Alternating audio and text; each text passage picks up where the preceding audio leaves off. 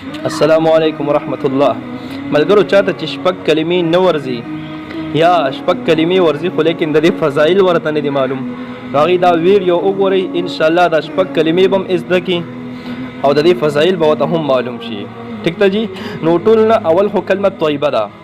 کلمه طیبه خو داسې کلمه ده چې د دې په ذریعې سره موږ اسلام کې داخلېږو. د دې نه بغیر اسلام کې داخلېدل شته دی نه؟ ها، نو د دې الفاظ څنګه دي؟ صحیح طریقې سره د دې الفاظ څنګه دي؟ دا الفاظ خامخا صحیح طریقې سره یاد کړئ. صحیح ده؟ الفاظ داسې دي: لا اله الا الله محمد رسول الله. ٹھیک ده جی، محمد رسول الله دی. خجی ډیر خلک پکې غلطۍ کوي، ای وی لا اله الا الله محمد رسول الله.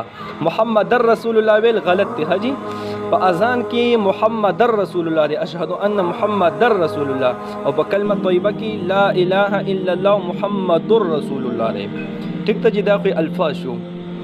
فضایل څه دي د کلمه طیبه؟ وی فضایلو کې یو فضیلت دا دی، وی کوم انسان چې په اخلاص سره دا کلمه طیبه صرف یو ځلې ووایي، وی د په عملنامه کې 4000 نیکۍ ولیکل شي. دویم فضیلت دا دی، وی کوم انسان چې په ورځ کې 100 ځلې دا کلمه طیبه وایي، وی دی چې کله قبر نه پاسي، وی دا مخ به د 14 سپوږمۍ په شان ځلېږي.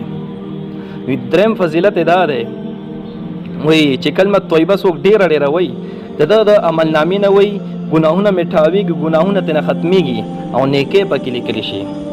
دا د دې کلمه طیبې فضایلو او الفاظ مې درته وی. بیم الفاظ وورئ، صحیح طریقې سره دا الفاظ یاد کړئ. لا اله الا الله محمد رسول الله. دا نن لپاره دا کلمه طیبه کافي وه. دا الفاظ مې یاد کړئ او فضیلتونه مې درته وی. ورځ کې خامخا 100 ځلې وایو. ټیک ده جي.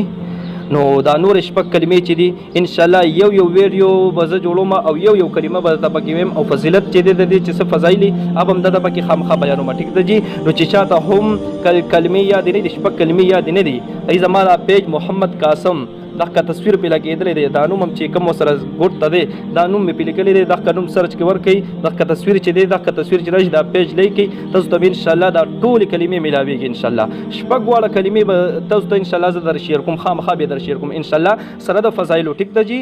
او دا ویډیو د ثواب په نیت باندې خامخا مخکې پیله وکړئ، مخکې شیر کړئ چې هغه کسانو ته ستاسو په وجه باندې دا ویډیو ورسیږي چې چاته کلمې نه دي یادې، ځکه چې دا یادول ډېر زیات ضروري دي. ټیک ده جي. الله رب العزت مو خوشحال ساته، الله رب العزت مو چرې مه خرابوه، الله رب العزت مو دنیا او د آخرت د رسوایۍ او پریشانونو محفوظ وساته. الله حافظ.